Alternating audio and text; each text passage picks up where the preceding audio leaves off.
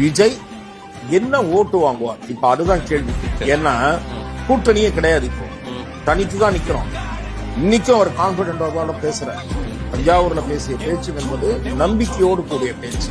அப்படிதான் நான் பாக்குறேன். தனித்துதான் நிக்கணும்னு சொல்லாதீங்க, தனிமையில தான் நிக்கணும்னு சொல்லுங்க அப்படின்றது உங்க பார்வை. அவர் டே ஒன்ல எதிர்பார்த்தார் சார். ஒரே ஒரு சீமான் தனித்து போட்டு மாதேஷ் ஒரு டீசென்டான பத்திரிகையாளராக, மூத்த பத்திரிகையாளர், ஊடகவியலாளராக நடந்து கொள்ள முயற்சி செய்யும். ஏன்னு சொன்னா எந்த ஒரு தலைவரையும் குறைத்து மதிப்பிடாதீங்க. நாளைக்கு எங்க கொண்டு போய் மூஞ்சியை வச்சுப்பீங்க? நீங்க போடுற கட்சி சீமானவிடவோ இல்ல இன்னொரு கட்சியோடவோ ஓட்டு கூட வாங்கிட்டா பொது இடங்கள்ல நீங்க நான் தவறு செய்தேன்னு மன்னிப்பீங்களா? மன்னிப்புனா தவறா கணிச்சேன், என்னை நான் திருத்திக் கொள்கிறேன்னு சொல்றீங்களா? கேலி பேசாது. அதை தவிருங்க. எவ்வளவு பெரிய மக்கள் கூட்டம், இளைஞர்கள் கூட்டம் பின்னால் இருக்கக்கூடிய ஒரு ஆளை சாதாரணமா குறைத்து மதிப்பிடுறீங்க.